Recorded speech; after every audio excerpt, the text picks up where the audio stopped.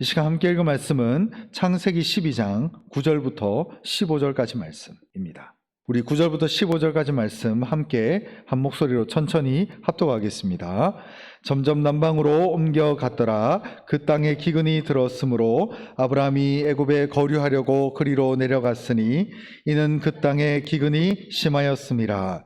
그가 애굽에 가까이 이르렀을 때에 그의 아내 사레에게 말하되 내가 알기에 그대는 아리따운 여인이라. 애굽 사람이 그대를 볼 때에 이르기를 이는 그의 아내라 하여 나는 죽이고 그대는 살리리니 원하건대 그대는 나의 누이라 하라. 그러면 내가 그대로 말미암아 안전하고 내 목숨이 그대로 말미암아 보존되리라 하니라. 아브라함이 애굽에 이르렀을 때에 애굽 사람들이 그 여인이 심히 아리따움을 보았고 바로의 고관들도 그를 보고 바로 앞에서 칭찬함으로 그 여인을 바로의 궁으로 이끌어들인지라. 아멘. 오늘 설교 제목은 사레의 아리따움이라는 제목으로 여러분들과 하나님 말씀 나누도록 하겠습니다. 오늘 본문에 보면 이 아브라함은 자신이 지금 현재 머물고 있었던 그 가나안 땅에서 기근이 심하게 왔었습니다. 특별히 여름철날 기근이 오게 되다 보니까 물이 굉장히 없었어요. 그래서 특별히 오늘 본문 9절에 보면 점점 남방으로 옮겨가니라 이렇게 되어 있는데, 사실 가나안 남부 지역은 그 어느 지역보다도 가장 물이 없고 거의 물기가 하나도 없는 수준의 지역이었다라고 우리가 생각해 보면 남방으로 옮겨간 것이 오히려 패착이 되는 그런 상황이라고 우리가 볼 수 있습니다. 그래서 어찌됐든 이 가나안 땅에서 이 아브라함이 거주하면서 하나님은 약속의 땅으로 가라는 그 창세기 12장 1절 말씀처럼 그 지시할 땅으로 지금 이동하고 있다가 이 가나안 땅에 정착을 나름대로 했는데, 이 기근을 피해서 이 가나안을 떠나서 애굽으로 결국 들어가게 됩니다. 그래서 이 아브라함이 이 애굽 땅에서 겪는 위기와 또 거기서 모면하게 되는 어떤 상황들을 다루고 있는 것이 바로 이 창세기 12장 하반부에 나오는 내용이라고 볼 수 있습니다. 그래서 이제까지 어떻게 보면 아브라함이라고 하는 이 믿음의 조상, 이 사람은 오직 믿음과 순종으로 하나님의 뜻을 쫓아왔고, 또 아브라함이 계속되는 유랑 생활을 통해서도 극심한 위기가 순간순간 있었을지라도 언제나 믿음과 순종만으로 그의 삶을 살아왔었습니다. 그런데 이 계속되는 이 이동하는 과정 가운데 극심한 어떤 기근이 들어오게 되니까 당장 먹고 살 문제가 위기에 봉착하게 되는 거죠. 그러다 보니까 그 상황을 인간적인 처세술로, 인간적인 어떤 처신을 통해서 모면하고자 하기 위해서 하나님이 말씀하시지도 않은 애굽 땅으로 그가 피신을 가게 된 거예요. 근데 제가 이제 설교 이제 나중에 구체적으로 본문의 말씀을 보겠습니다만, 이 본문의 말씀을 통해서 우리가 알 수 있는 것 중에 핵심은 어떤 인간적인 처세술이 하나도 하나님의 백성들한테는 도움이 안 된다는 것을 우리가 보는 것이 중요하다는 거예요. 그래서 여기 보면 이 인간적인 처세술로 이 아브라함이 모면을 하려고 했지만 더욱 큰 위기에 빠지게 되는 이 아브라함의 실수와 그가 그 잘못, 그리고 그가 가지고 있었던 나약함이 그대로 전면에 드러나는 이런 내용을 우리가 본문을 통해서 알 수 있게 된다는 거죠. 그래서 우리는 이 시점에서 대략 3가지 정도의 교훈을 우리가 생각해 볼 수 있는데, 첫 번째는 타락한 이후의 아담부터 타락한 이후의 인간은 그 누구도 스스로의 행동을 통해서 천국에 갈 수 있는 길이 없다는 거예요.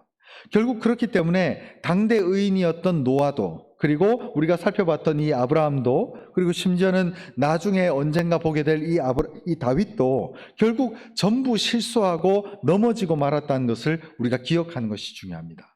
그렇기 때문에 사실 오늘날 이 시대에 보면은 누가 이렇게 잘못을 하면은 막 전부 다 벌떼같이 몰려들어가지고 막 그 사람을 완전히 끌어내리려고 하는 어떤 이런 우리나라의 어떤 풍토, 이런 분위기가 있는데, 저는 그렇게 좋게 보지는 않습니다. 왜냐하면은 사람이라고 하는 존재 자체가 잘못도 하거든요. 어떤 인물이든지 공이 있으면 과가 있는 법이에요. 완벽한 공만 있는 사람도 없고, 또 그렇다고 해서 완벽한 과만 있는 사람도 없어요. 근데 오늘날 이 시대에 보면은 어떤 특정 문제나 특정 범죄에 대해서 그 사람을 죽이지 않고서는 해결이 안 되는 어떤 그런 분위기들이 개인적으로는 좀 많이 걱정이 됩니다. 이것은 제가 저번에도 한번 그 얘기를 말씀드렸습니다마는 사람을 올바르게 이해를 못해서 그래요. 사람을 신으로 보는 경향이 있습니다. 오늘날 이 시대에 우리가 생각하고 분석하고 사고하고 판단하는 과정 가운데 어떤 누군가가 잘해요. 근데 이 사람이 모든 부분에서도 완벽하기를 바라는 그런 어떤 흐름이 있어요. 그 단적인 예가 우리 TV에 틀어보면은 개그맨 가운데 유재석이라고 하는 사람이 있죠. 근데 이 사람의 이름을 유재석이라고 안 하고 흔히 방송에서 뭐라고 부릅니까? 유느님이라고 불러요. 그러니까 하느님이라고 하는 이름을 그 사람한테 붙여버린단 말이에요. 그러면서 이제 그 사람을 이제 따르고 추종하고 그 사람처럼 되고 싶어 하는 어떤 풍토가 있어요. 근데 저는 그게 물론 어떻게 보면 한 개인, 한 유재석이라는 한 개그맨에 대한 평가일 수 있겠습니다만 저는 그게 좀 곤란하더라고요. 이거는 사람을 잘못 보는 거거든요. 성경에 보면 완벽한 인물이 한 명도 없습니다. 항상 공이 있으면 과가 있고 일평생 잘 달리다가도 크게 실수하는 경우가 있어요. 근데 이 세상의 요즘의 분위기는 이 잘못 하나만을 가지고 그 사람 끌어내려야 돼. 그 사람을 때려 죽여야 돼. 이런 식의 분위기가 있는데 저는 그건 좀 문제가 있다고 생각하는 경우가 있습니다.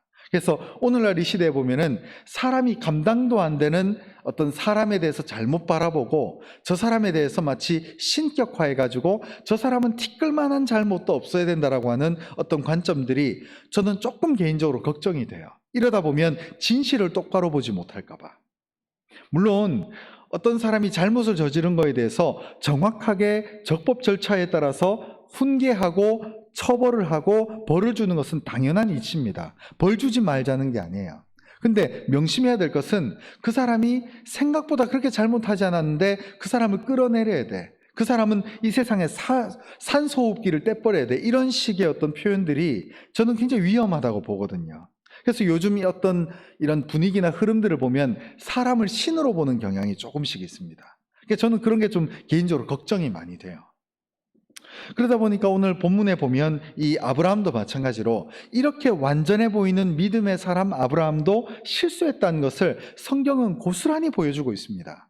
사실 성경이 보면 재밌는 게 만약 이 성경을 성령의 감동이 아니라 사람이 썼더라면 자기의 조상이 되고 여러 민족의 믿음의 조상인 아브라함만큼은 미담만 있어야 되잖아요.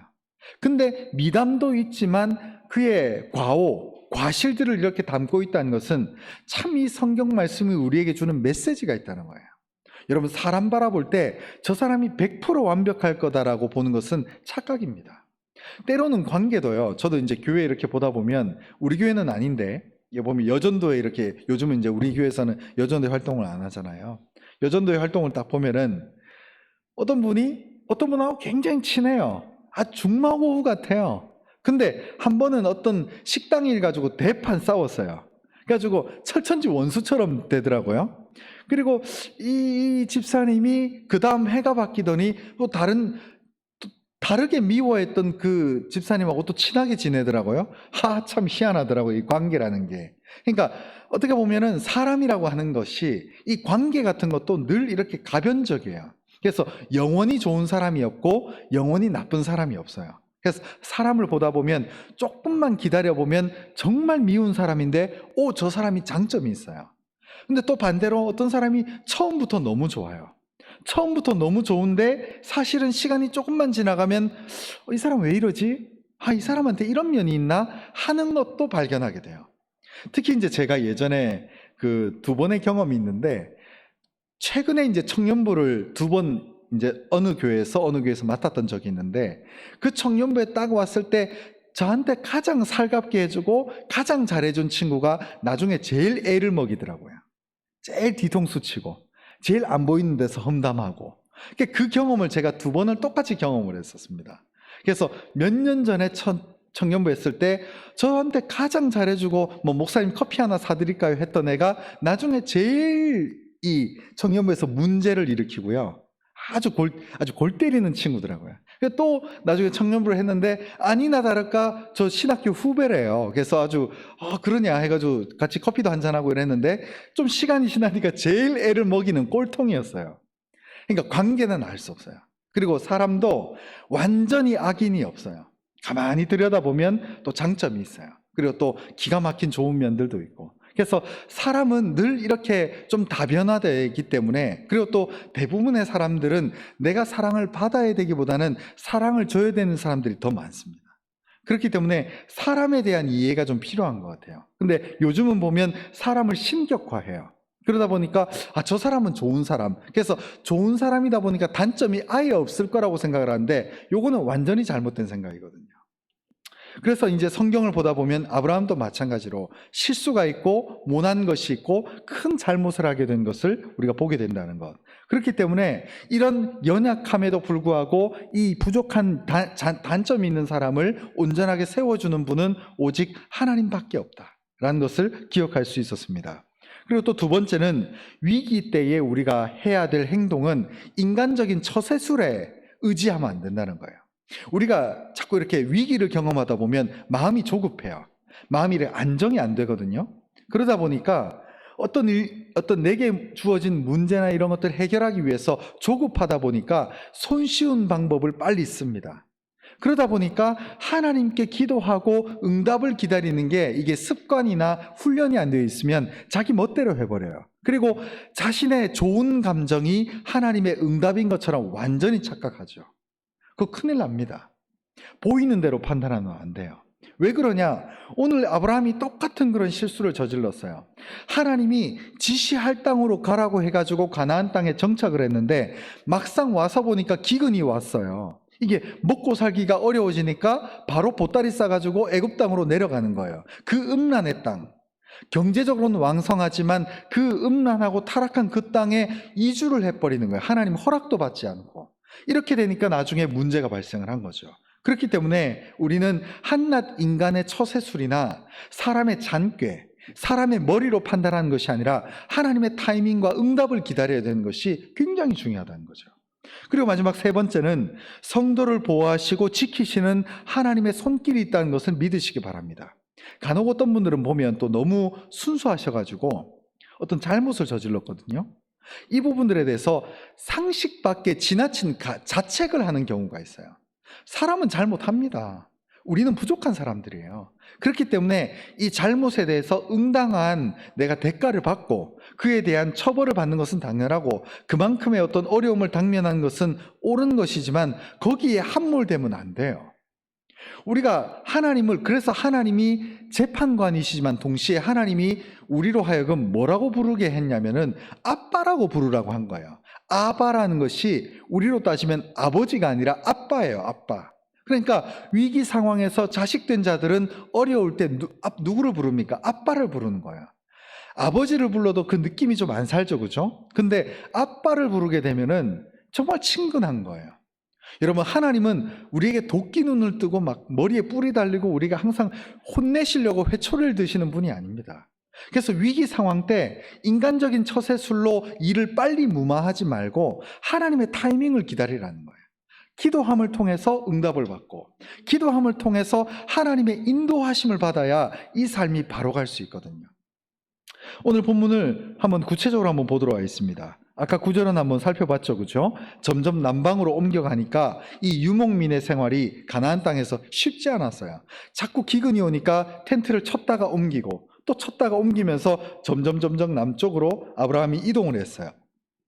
근데 진짜 이게 쉽지는 않았어요, 사실은. 왜 그러냐?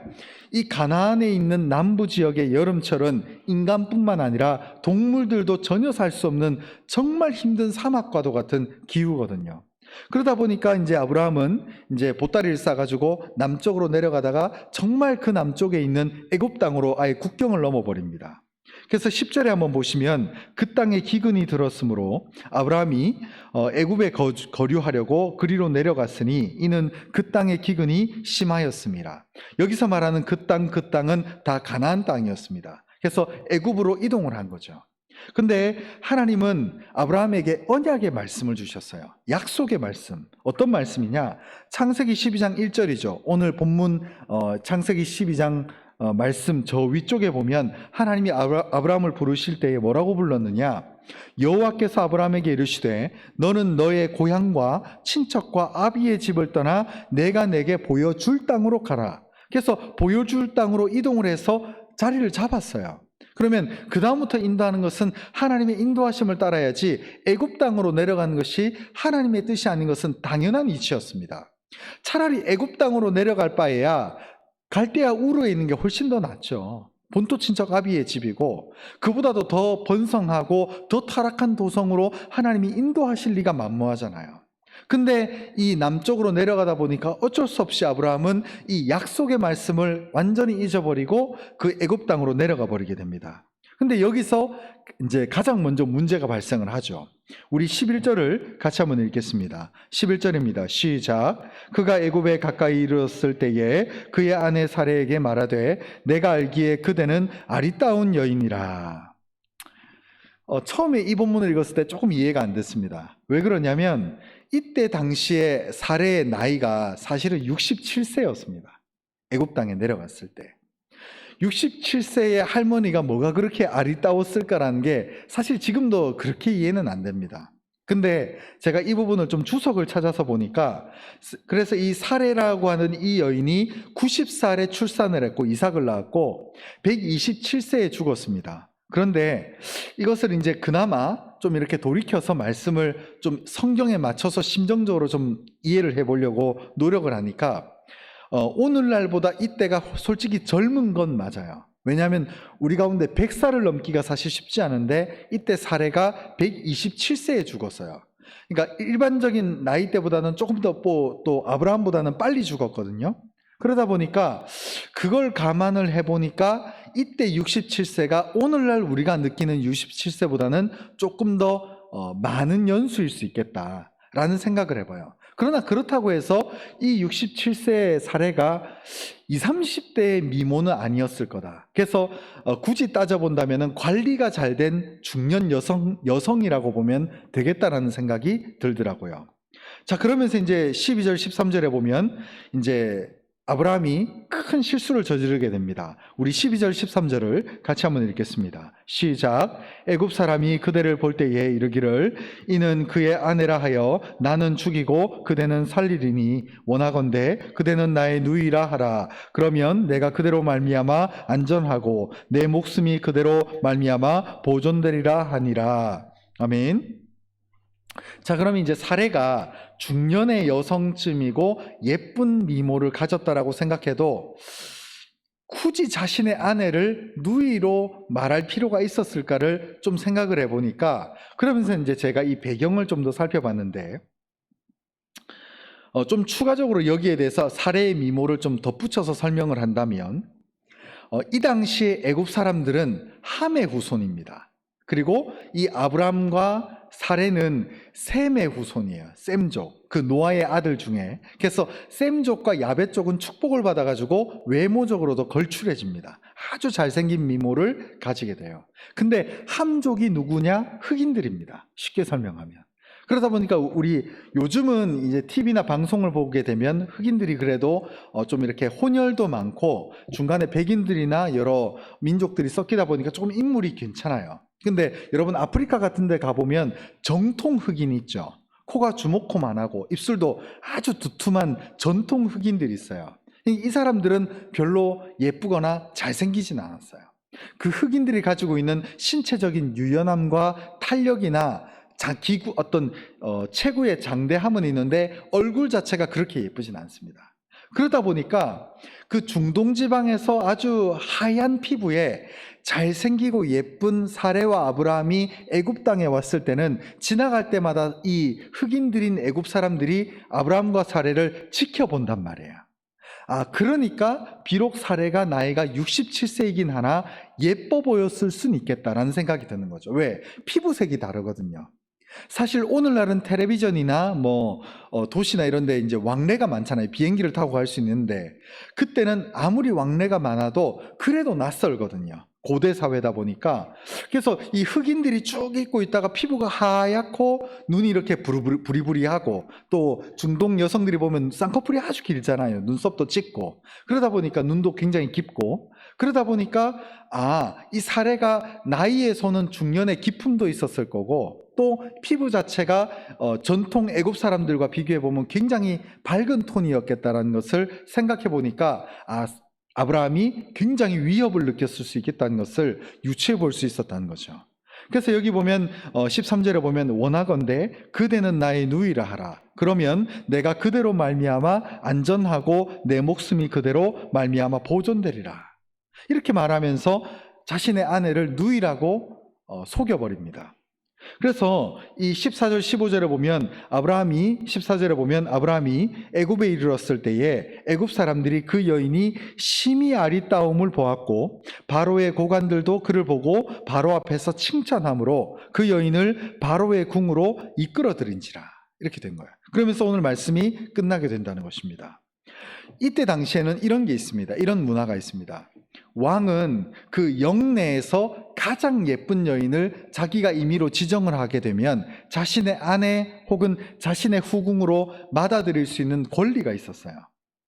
영주 개념이라고 보면 됩니다. 우리 봉건제 아시죠? 그죠? 봉건 사회에 있을 때도 그 봉건 영주가 마음에 먹으면은 어떤 여인이든 자기가 다스리는 성내에서는 어떤 처녀든 마음대로 자신의 아내나 자신의 첩으로 삼을 수가 있었어요. 그 법이 이때에도 더 존재를 했습니다. 그러다 보니까 바로의 고관들이 이렇게 지나가다 보니까 굉장히 피부도 밝은 톤의 어여쁜 여인이 저기 있으니까 자신의 먼저 물어봤겠죠. 이 옆에 있는 네 여인이 아내냐 아니면은 네 누이냐라고 물으니까 내 아내 아니다 내 누이다라고 소개를 하니까 이 바로의 고관들이 바로 왕한테 잘 보이려고 이 신하들이 가서 소개를 한 거죠. 그러자 바로 왕이 너무 좋다라고 얘기를 했고 그 여인을 이제 후궁으로 불러들이게 되는 것이 바로 15절에 보면 바로의 궁으로 이제 이끌어들인지라. 이것은 이제 사례가 바로 왕의 후궁으로 이제 끌려 들어오게 된 거예요. 그래서 그러면서 이제 오늘 말씀이 마무리가 된다는 것입니다. 여러분, 아브라함의 패착은 두 가지 중에 첫 번째, 머물고 있었던 가나안 땅에 기근이 들었다고 해서 하나님의 응답도 없이 애굽 땅으로 이전한 것 하나, 그리고 또 하나는 그 애굽 땅에 가서 자신의 아내 사례를 누이라고 한 이 두 가지가 아브라함의 패착 중에 패착이었다는 거죠.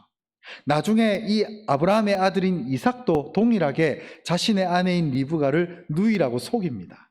참 이게 그러니까 나의 행동 하나가 내 후대에도 영향을 주는 것을 보게 되면 참 아이러니하죠.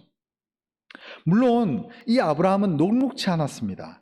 정말 이 가나안 땅에서의 기근은 먹고 사는 것이 빠듯할 정도의 위기였어요. 너무 힘들었고 너무 지쳤습니다. 그리고 애굽 땅에 갔을 때도 실제로 바로 왕이 그때 당시에는 오늘날로 따지면 거의 미국의 대통령쯤이나 될 정도로 엄청난 경제적으로 부강했으며 강력한 나일강을 중심으로 한 강력한 무역국의 상징적인 존재였습니다. 그래서 이 당시 바로 왕은 한낱 인간 수준의 지도자가 아니라 신으로 떠받들여지는 그런 왕이었어요. 그러다 보니까 이 아브라함은 굉장히 쉽지 않은 상황 속에 봉착을 하게 된 거죠. 그러나 우리가 기억해야 될 것이 뭐냐? 그래서 이 상황을 놓고 어떤 예를 들어서 설교를 듣다 보면 환경을 바라보지 말고 하나님을 바라보라는 메시지가 있는데 사실 그게 한편 이해는 되는데 한편으로는 이해가 안 돼요. 왜? 환경이 지금 너무 어려운데 우리가 환경을 바라보지 않고 하나님 바라보라, 이게 말은 쉽지만 현실에서는 좀 쉽지 않다는 생각이 대번에 들었어요. 그럼 이 상황을 어떻게 해야 되는가? 결국 이 아브라함과 관련된 이 창세기 12장 말씀을 단서로 살펴보면 결국 아브라함이 결코 잊어서는 안 되는 것이 뭐냐? 언약의 말씀이라는 거예요. 언약의 말씀. 여러분, 성경에 보다 보면 하나님께서 뭐라고 하냐면 이스라엘 민족을 향해서 내 백성이 지식이 없음으로 망한다라고 성경은 말하고 있습니다. 하나님이 선지자들의 입을 빌려서 그렇게 말해요. 여러분, 오늘날만큼 지식과 언제든지 핸드폰으로 검색해서 안 나오는 게 없습니다. 성경 구절도 예전에는 딸딸 외워서 찾았는데 요즘은 금방 어떤 단어만 쳐버리면 금방 나와버려요. 어느 위치에 있는지, 장절이 뭔지를 대번에 알아버립니다. 근데 중요한 것은 오늘날 이 시대 우리의 문제는 하나님을 아는 지식이 그만큼 온전하게 세워지지 못하는 안타까움이 있다는 거죠. 여러분, 이 하나님을 아는 지식이 뭘까요? 약속의 말씀입니다. 여러분, 그렇기 때문에 우리는 성경을 읽어야 됩니다. 성경을 어떤 글자, 단어, 어떤 내게 마음에 찌릿한 감동을 주는 그런 문장이 아니라 성경이 전체가 어떤 이야기 속에 있는가를 믿고 따라가는 것이 굉장히 중요하다는 거예요. 그래서 하나님의 약속 가운데 아브라함이 그 약속의 말씀, 내가 너에게 지시할 땅으로 가라는 이 말씀을 묵상하고 잊어먹지 않고 있었다면 아브라함은 애굽 땅으로 이전할 일도 없고 그 기근이 있었지만 기다렸을 겁니다. 그러나 그 위기의 상황이 나타났을 때 약속의 말씀을 까먹어 버린 거예요. 그리고 나서 손쉬운 방법들을 취하게 되는 것이죠. 이것이 아브라함의 가장 큰 패착 중의 패착이었다는 것입니다. 여러분, 그러면 이 아브라함의 상황을 우리에게 한번 접목을 해보시죠. 여러분, 오늘날 우리가 항상 잊어서는 안 되는 것이 환경을 바라보면 안 돼요. 그러나 환경은 바라볼 수밖에 없게 되어 있습니다. 그러면 여기서 우리가 발생하는 그 간극, 현실과 머리가 생각하는 이상 가운데 이 중간에서 우리가 무엇을 해야 될까? 말씀을 기억해야 된다는 거예요. 하나님께서 택한 백성들을 반드시 보호하시고 지켜주신다는 말씀. 우리가 아까 불렀던 찬송가 370장이죠. 때로는 찬송가의 가사가 기가 막힙니다. 성경 말씀과 찬송가를 같이 보면 돼요. 찬송가의 곡조도 굉장히 중요하지만 여러분 한번 찬송가 370장 가사를 한번 보면 제가 한번 읽어드리겠습니다. 특별히 4절에 보면 내 주와 맺은 언약은 영불변하시니, 그러니까 하나님께서 나와 맺은 언약이 불변한다. 이 언약의 말씀이 지워지거나 폐기되지 않는다는 것을 철저하게 믿어야 된다는 거예요. 여러분, 여기에는 훈련이 필요합니다. 그래서 그 나라가 가기까지는 늘 보호하시네. 그 나라는 언제 갑니까? 죽으면 가죠. 주님께서 우리를 불러주시면 가죠. 그러면 그 나라 가기까지 하나님이 우리로 하여금 어떻게 하신다? 늘 우리를 보호하신다는 거예요. 위기 때만 잠깐 보호해주고 하나님이 기분 좋으면 보호해주셨다가 기분 나쁘면 안 보호해주신다, 이게 아니라 늘 보호해주신다는 것을 믿는 거예요. 그래서 내게 주어진 상황이 어렵고 쉽지 않고 아브라함처럼 기근을 맞이한다 하더라도 약속의 말씀을 기억하고 그 약속의 말씀을 믿으면서 내 삶이 흔들리지 않도록 스스로를 훈련시켜야 된다는 거예요. 그래서 뭐라고 합니까? 후렴구에 주님을 찬송하면서 할렐루야 할렐루야, 내 앞길 멀고 험해도 나 주님만 따라가리. 이 가사를 쓴 휴이트라고 하는 사람도 굉장히 힘들었나 봐요. 내 앞길 멀고 험해도 주님만 믿고 따라가리. 이 고백이 우리의 고백이 되기를 원합니다. 여러분, 환경은 험해요. 진짜 앞길은 멀고 험하고 지치고 낙심되고 어렵고 실패 같고 앞이 막막해도 우리는 뭘 기억해야 됩니까? 영불변하는 하나님의 언약의 말씀을 지키고 붙들어야 되는 거예요. 여러분, 오늘날 이 시대에 수지 맞는 일이 하나가 있습니다. 성경을 읽는 일이에요. 솔직히 얘기하면 오늘날 성경을 묵상하면서 말씀에 능통한 사람들이 진짜 없어요. 그저 내게 은혜 주는 말씀 구절 몇 개 하나 기억하는 수준? 그리고 성경을 아주 그렇다고 해서 능통하게 보라는 게 신학자처럼 보라는 게 아니라 스토리로 이해를 하는 거예요. 이야기.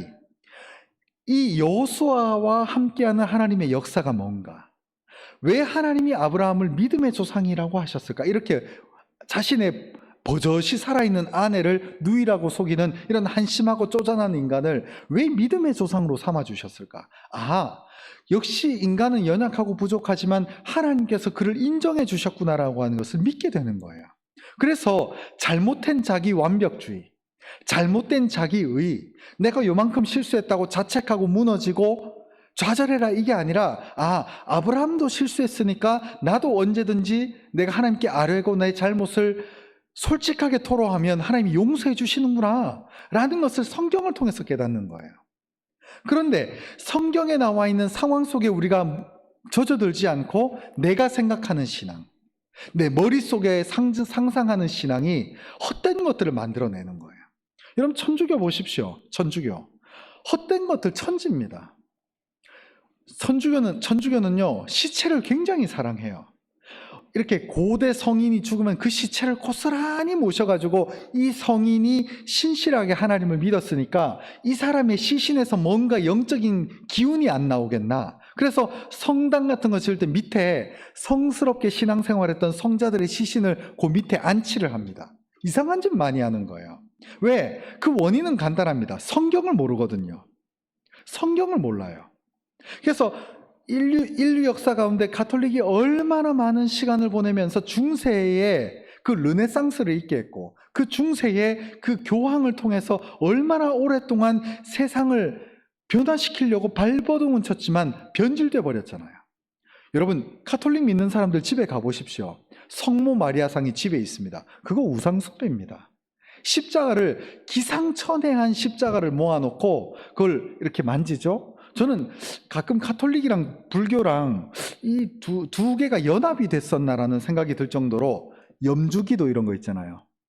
이 천주교도 이 비슷한 거 하잖아요. 그 정확한 명칭은 모르겠습니다만 그 굿을 넘기면서 기도하잖아요. 그리고 마리조와 성모 마리아지, 그 우상숭배잖아요. 왜 신상을 왜 만듭니까? 십계명에서 신상을 새기지 말라 그랬잖아요. 근데 그 하나님에 대한 신앙을 잘못 믿으니까 잘못되게 흘러가는 거예요. 여러분, 왜 신부들이 왜 결혼을 안 해요? 결혼해야죠. 성경은 뭐라고 합니까? 너희는 생육하고 번성하여 땅에 충만하라. 땅을 정복하라. 그런데 왜 그 종교 지도자들이 왜 결혼을 안 하는지 모르겠어요. 그리고 술, 담배는 다 하더라고요. 그러니까 이게 뭐가 앞뒤가 안 맞아요, 사실은. 그렇죠? 그러니까 결국 핵심은 뭐냐? 말씀. 그 말씀이 원하는 말씀의 정도를 따라가야지 개인의 열심, 개인의 자랑이 우리에게 도움이 안 돼요. 사실 우리가 신앙적인 깊이를 따져보면 가톨릭 믿는 사람들 가운데, 가톨릭 신자들 가운데 거의 절대 다수는 신앙을 거의 나이롱 신자가 사실은 많아요. 우리가 알다시피 1년에 정기적으로 뭐 몇 주 정도만 성당 갈 뿐이지, 대부분 가톨릭 신자들은 신앙이 나이롱 신자가 더 많아요. 근데 그 아주 한 5%, 10% 되는 사람들이 신앙이 굉장히 깊어요. 근데 자기의가 너무 많아요.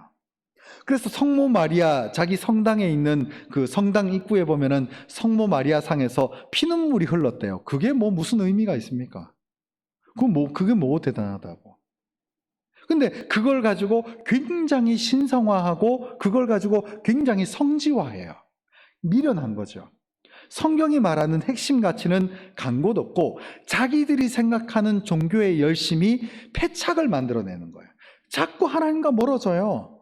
자꾸 하나님과 멀어져요. 그래서 쓸데없는 종교 양식만 늘어났죠. 우리 기독교가 왜 아름답습니까? 성경에서 말하는 예수님이 우리에게 주신 그 성찬식이라고 하는 기본적인 예식만 하면 되는데, 성찬식이 천주교에 가면 7가지나 됩니다. 너무 많아요. 그 순서도 일반 성도들은 다 모를 거예요. 미련한 거죠. 자기들이 생각하는 종교적 열심이 정작 하나님을 못 보는 거예요. 우리 새벽에 마태복음을 봅니다만, 새벽에 보면 예수님이 등장을 했는데 자기 열심에 빠져 있었던 바리새인과 사두개인들은 예수님이 이 땅에 태어났다라고 하는 그 큰 별이 있는데도 그걸 분석을 안 해요. 그래서 예수님이 탄생을 했는데 아무도, 그 율법에 능통한 자들 중에 아무도 예수님을 아련하러 가지를 않습니다. 그래서 수천 킬로를 걸어온 뜬금없는 동방박사 3사람, 그리고 그 간밤에 그때 있었던 누구죠? 그 양치기 목자들, 이런 사람들이 예수님의, 이 땅의 만왕의 왕이신 예수님이 오심을 그때 깨닫고 예수님을 경배하러 그때 가요. 그 율법에 능통한 자들, 그 말씀에 똑똑한 사람들이 영적으로 하나님과 멀어져 버리니까 똥인지 된장인지를 구분을 못하는 거예요. 여러분, 예수 믿는 것도 똑같습니다. 말씀을 알아야 돼요. 근데 안타까운 것은 오늘날 많은 사람들이 말씀을 너무 몰라요. 말씀을 안다는 것도 성경 구절, 나한테 찌릿찌릿하게 은혜 주는 그 구절을 아는 게 아니라 이야기를 알아야 돼요. 어떻게 하나님이 요셉을 선택했지? 어떻게 하나님이 야곱을 선택했지?